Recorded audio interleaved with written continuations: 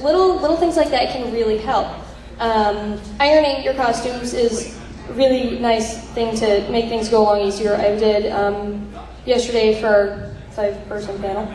I was Belle from Beauty and the Beast, and I just did her little peasant dress, but ironing the seams flat, ironing the blouse underneath makes you look a lot better. If you do get something out of the dealer's room, iron out the bag creases. That will be a big help for a more professional look to your costumes.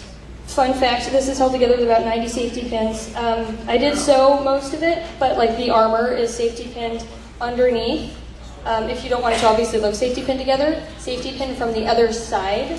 And like my suspenders are safety pinned so they don't roll around, but the tiny sliver of metal where you'd see the safety pin is right under the buckle, so you don't see it until I show you guys. Safety pins are actually really helpful if you know how to not make them visible. But especially when your costume breaks just before you go on stage. Yes, but there are sneaky ways to make it not as visible. Another really handy thing that I've noticed is if you're ever interested in a bleach jacket, I've helped make a few. They have iron-on patches of different colors at Walmart that you turn it over and it's clear and shiny, and you can just iron it on. Cutting out patterns that need to be embroidered if you're not very good at sewing. If you get a really nice crisp outline and snip it out and iron it on high heat, as long as your underlying fabric can take it, that's a really great way to put on an applique with a nice crisp border that's not going to fray. It's a great secret I've used for captain's jackets. It's a huge help. If you can find those decorative hole punchers in about a size of a quarter for those stupid little dots so you don't have to cut them out, big help. Those are a really great cheater method. And hot glue is also good for hem tape. If you don't have any hem tape, hot glue or hem tape is essentially a thin layer of hot glue that you melt with your iron. If you need trim up the side of your pants, I did Malcolm Reynolds, and he's got this nice brown trim that my sewing machine can't shove into my pants.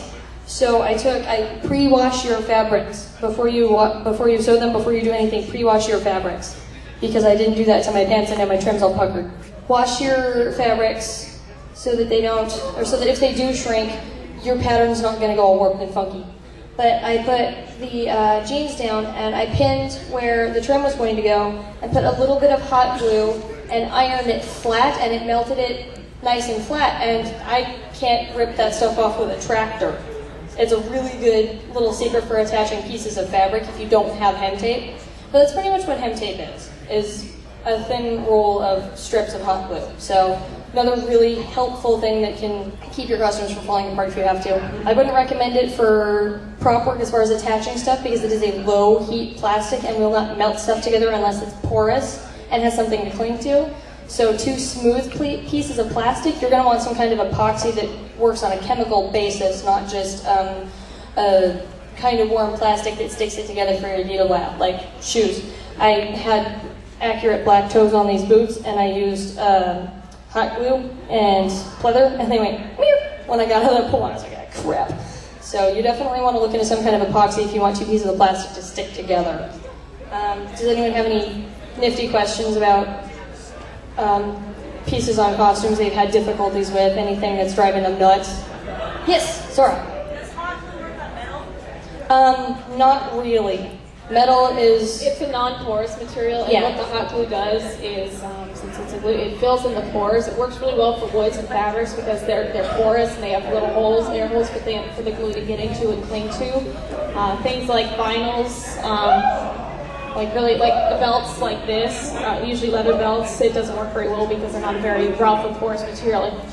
If you epoxy. Yep, epoxy, super glues. Anything you can find at automotive shops, they have a lot of variety of glues there that's made to bond plastic to metal, metal to wood, that kind of stuff. Generally, it's going to be something that you mix part A with part B and have to follow instructions very closely, so you want to be in a well-ventilated area. Probably do it outside so you don't glue your mom's cat to the wall.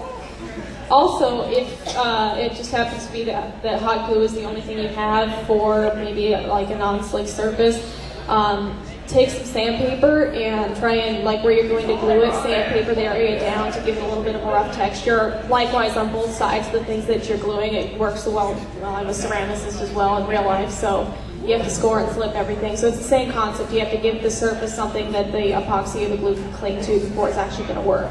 You can use fun foam as a buffer, like in between the metal and the thing that you're trying to attach the metal to, so that it has kind of a plastic, like fun foam's plastic too, so the hot glue will melt it in place. And I mean, you could go that route if you need to, but I would recommend epoxy if you can help it.